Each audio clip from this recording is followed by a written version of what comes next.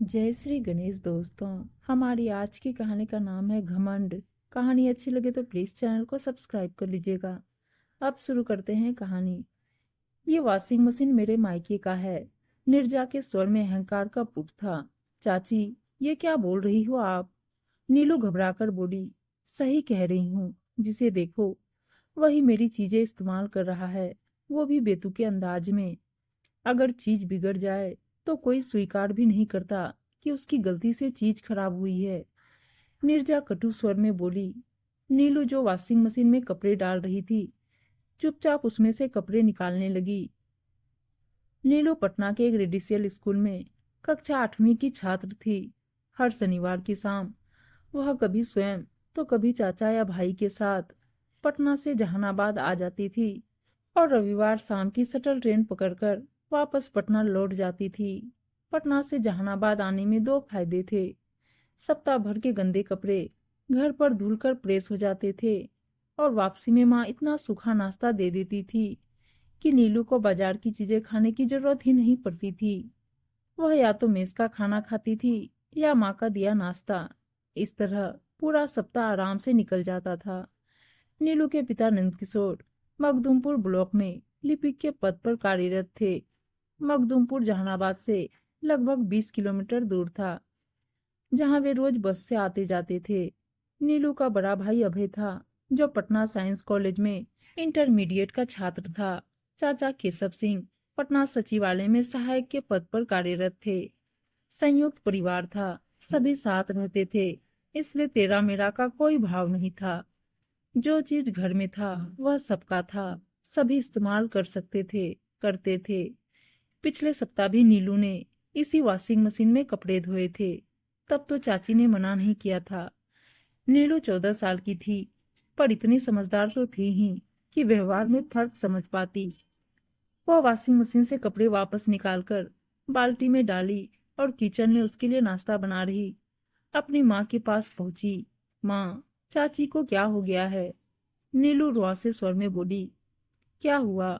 नीलू ने दबी जबान में सारा किस्सा बयान कर दिया। प्रभा देवी सकते में आ गई, मगर बेटी के सामने संयत बरतना ही उचित समझकर बोली। तुम बाल्टी में कपड़े गला दो, मैं गुजिया तलने के बाद तुम्हारे कपड़े धो दूंगी। पर माँ। न न न, रोना नहीं। वॉशिंग मशीन में वाकई कोई दिक्कत होगी। तुम जाकर अपने स्कूल का होमवर्क वगैरह देखो, मैं तुम्हारा सभी काम कर दूंगी। प्रभा देवी ने नीलू को उसके कमरे में भेज तो दिया था, पर अब वह खुद ही ख्यालों की दुनिया में विचरने लगी थी। 4 दिन पहले ही अभय ने जब चाचा की बुलेट की चाबी मांगी थी, तब भी नीरजा ने ऐसा ही कटु वचन बोला था। यह बुलेट तुम्हारे चाचा की नहीं है, मेरे दहेज में आई है। जिस मकान में पूरा परिवार रह रहा था, वह स्वर्गीय ससुर कामता प्रसाद सिंह जी ने बनवाया था।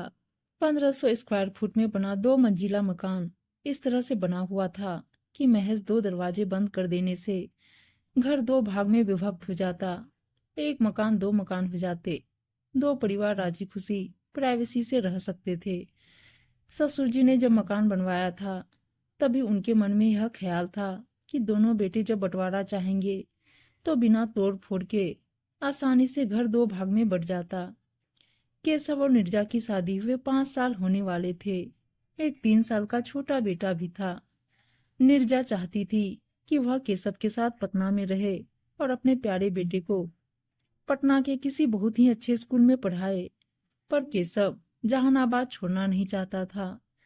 कुछ तो उसे घर परिवार, दोस्त रिश्तेदार अजीज थे, और कुछ वह वास्तविकता से परिचित थे। जहानाबाद में रहना, खाना सब कुछ सस्ता था। पटना जाते ही सबसे पहले किराए पर मकान लेना पड़ता। हर साल मकान बदलने पड़ते। पारिवारिक सुरक्षा के माहौल से निकलते ही दूसरी ओर समस्याएं उत्पन्न होती। बड़े शहर का बड़ा खर्च, और फिर बच्चा भी 3 साल का ही तो हुआ था। ऐसे में अनावश्यक खर्च बढ़ाना उसे उचित नहीं लगता था। निर्जा का पटना के प्रति लगाव का एक कारण यह भी था कि उसका मायका पटना में था और उसके मायके वाले भी चाहते थे कि वह पटना में रहे। केशव को ससुराल के पास रहना भी ससुराल में रहने के समान लगता था। घर जमाई बनने वाली मना स्थिति में वह आना नहीं चाहता था, इसलिए वह मकान का किराया जैसे गैर जरूरी खर्च गिनवाकर नीरजा को टाल रहा था। पिछले 2 महीने से नीरजा ने एक अलग राग अलापना शुरू कर दिया था। दरअसल शादी से पहले उसने पटना में रहते समय ब्यूटिशियन का कोर्स किया हुआ था। प्रशिक्षण के दौरान सभी उसके काम की तारीफ करते थे और उसे भी लगता था कि वह एक बेहतरीन ब्यूटिशियन बन सकती है। पटना के अपेक्षाकृत जहानाबाद में ब्यूटिशियन हेतु ज्यादा संभावना नहीं थी, इसलिए खुद कमाऊंगी, मैं आत्मनिर्भर बनूंगी, मैं अपने खुद के पैरों पर खड़ा होऊंगी जैसे विचार उसके मन को कचोटते थे। माँ और बहन से भी जब इस सिलसिले में कभी बात होती तो वे भी नीरजा को पटना में रहने के लिए उकसाती रहती थी। एक तरह से खुद के बारे में सोचना, अतिरिक्त आय का साधन ढूंढना गलत भी नहीं था, पर जब वह पति को मना ना सकी, उसे पटना में रहने के लिए तैयार ना कर सकी, तो एक अलग जिद ठान बैठी थी। कहती थी क्यों ना घर के फ्रंट हिस्से में वह ब्यूटिशियन का काम करे, कुछ विज्ञापन के बोर्ड बनवाकर बिजली के खंभों पर या पेड़ पर लगवा दिया जाए। एक बार काम चल गया तो वह जहानाबाद में भी तरक्की कर सकती है। केशव इसके लिए भी तैयार नहीं हुआ था। उसकी कस्बाई सोच उसे पत्नी से काम करवाने की इजाजत नहीं देता था। वैसे भी वह सचिवालय में इतना कमा लेता था कि उसे छोटी मोटी आमदनी से कोई फर्क नहीं पड़ता था। आखिर इसी नौकरी और आय के कारण ही तो ससुराल वालों ने मोटा दहेज देकर उससे अपनी बेटी का ब्याह करवाया था। रात हुई। भोजन के उपरांत घर का हर सदस्य बिस्तर के हवाले था। छुरी जब तरबूज पर चलती है तो छुरी को बहुत देर तक ध्यान नहीं रहता कि वह तरबूज के कितने अंदर तक सैर करके आई है। ये तो तरबूज को मालूम होता है कि छुरी ने उसे कितना अंदर तक काटा है, उसका मर्म तक घायल कर दिया है। नीरजा को तो ख्याल भी न था कि आज उसने क्या से क्या कर दिया है, बल्कि वह तो खुश हो रही थी कि उसने अपने मायके से आई चीज पर अपना नियंत्रण कर लिया है। पर प्रभा देवी अंदर तक घायल थी। सास ससुर की मृत्यु सिर्फ 6 माह के अंतराल पर हो गई थी। पहले सास की मृत्यु हुई थी, फिर ससुर भी देवलोक गमन कर गए थे। ससुर की मृत्यु के समय केशव सिर्फ 15 साल का था, अवयस्क, लाचार, अभी वह 10वीं भी पास नहीं किया था। प्रभा देवी ने केशव के लिए वह सब कुछ किया जो सास जीवित होती तो वह करती। भोजन, कपड़े, शिक्षा, यहाँ तक कि शौक भी, किसी चीज में कमी नहीं की। नंदकिशोर जी ने कभी सोचा ही नहीं कि बेटे या छोटे भाई में क्या फर्क होता है। दोनों भाइयों में 10 वर्ष की आयु का अंतर था। जब केशव स्कूल जाना शुरू किया था तब नंदकिशोर हाई स्कूल में थे। जब केशव हाई स्कूल में पहुंचा तब नंदकिशोर कॉलेज पास आउट हो रहे थे। जब पिता की मृत्यु हुई नंदकिशोर जी नौकरी करने लगे थे। केशव को भी बड़े भाई से इतना लगाव था कि जब किसी चीज की जरूरत हो तो वह पिता के बजाय बड़े भाई से अपेक्षा रखता था। नंदकिशोर जी ने भी छोटे भाई के किसी भी अभिलाषा को पूर्ण करने में कोई कोर कसर नहीं छोड़ा था। नंदकिशोर जी ने तकिए से सिर टिकाया ही था कि प्रभा देवी बोल पड़ी, मैं कुछ जरूरी बात करना चाहती हूँ। क्या कल मुझे किसी भी कीमत पर वॉशिंग मशीन चाहिए है तो घर में। वह हमारा नहीं है, वह नीरजा का है, उसके मायके से मिला है, उसके दहेज का सामान है। और फिर प्रभा देवी शाम की घटना, इससे पहले बुलेट, मोटरसाइकिल की घटना तथा कई अन्य घटनाओं का उल्लेख विस्तार से करने लगी। अंत में बोली, बुलेट के लिए तो मैं कुछ नहीं कहती, पर वॉशिंग मशीन बहुत जरूरी चीज है, उसके बिना घर में गुजारा नहीं चल सकता। आजकल हाथ से कपड़े धोने की आदत भी छूट चुकी है और नीरजा के टोकने के बावजूद उसके दहेज का वॉशिंग मशीन का इस्तेमाल अगर मैं करूं तो घर में कलह पैदा करने का काम होगा। आखिर ये घुन मेरे घर में भी लग ही गया। नंदकिशोर जी ने गहरी सांस लेकर कहा। अगली सुबह रविवार का दिन होने के कारण घर में हर रोज की तरह भागदौड़ नहीं थी। सभी आराम से उठे और दैनिक क्रियाओं के पश्चात नाश्ते के लिए बैठे। नंदकिशोर जी, केशव, अभय, नीलू और केशव का बेटा गोलू। नीरजा किचन में गरम गरम पुड़ियां निकाल रही थी और प्रभा देवी परोसने की काम कर रही थी। नंदकिशोर रात से ही परेशान थे। उनका रक्तचाप बढ़ा हुआ था।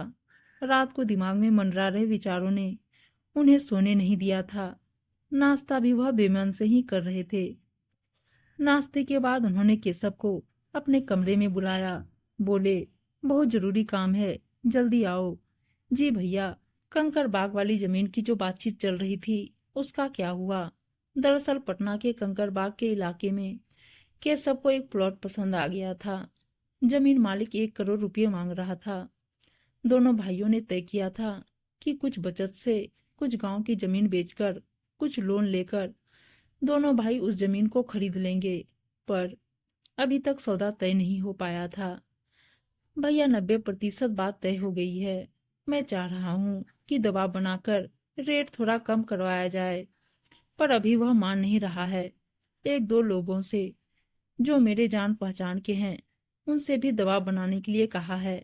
अगर बात बन गई तो 10 लाख तक का फायदा हो जाएगा। मेरे हिसाब से इस सौदे को ड्रॉप कर दो। जी। क्यों? केशव हैरानी मिश्रित स्वर में बोला, इसलिए क्योंकि वह करोड़ रुपए से ऊपर का काम है। उसमें अगर मैंने इन्वेस्ट किया तो बच्चों के करियर पर ध्यान नहीं दे पाऊंगा। नीलू भी 14 साल की हो गई है। 4-5 साल के बाद उसकी शादी भी करनी होगी। अब है भी अगर कोई एंट्रेंस एग्जाम क्रैक कर दिया तो उसके लिए भी इंजीनियरिंग कॉलेज में एडमिशन और पढ़ाई का खर्चा होगा। वह सब मिलजुल कर हम लोग कर लेंगे ना। केशव बोला, ऐसा नहीं होता। अपनी अर्थी अपने कंधे। मैं मेरे स्वार्थ के लिए आप लोगों को यूज नहीं कर सकता। वैसे भी पटना में इन्वेस्टमेंट मेरी चॉइस नहीं है। अगर आप वह जमीन खुद अकेले लेना चाहें तो ले सकते हैं, यह मेरे लिए संभव नहीं है। पर पहले घर के हालात अलग थे। पहले घर का हर चीज हर किसी का था, सबका था। जब घर में तेरा मेरा का भाव आता है तो सबको मेरा मेरा ही दिखने लगता है। और हाँ, एक बात और कहना चाहता हूँ। क्या? अब आपके सबके मुंह से निकला।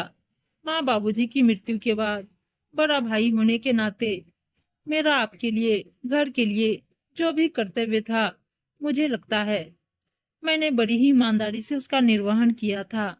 आज आपके पास मुझसे अच्छी, बल्कि कहना चाहिए कि बहुत अच्छी नौकरी है। आपकी शादी भी हो गई है। आपका घर संसार बस चुका है। इसलिए अब वक्त आ गया है कि आप लोग मुझे दायित्व भार से मुक्त करें और दोनों भाई वृक्ष की अलग अलग शाखाओं की तरह अपना अलग अलग विकास करें, विस्तार करें। भैया मैं समझ नहीं पा रहा हूँ कि आप कहना क्या चाहते हैं।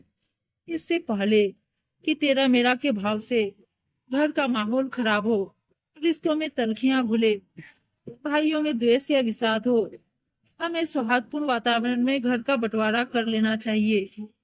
कि सब जिसे जमीन पर गिरा हो, हमें किसी पंचायत या रिश्तेदारों को बीच में लाने की जरूरत नहीं है। कोई गवाह, कोई मुंशी की भी जरूरत नहीं है।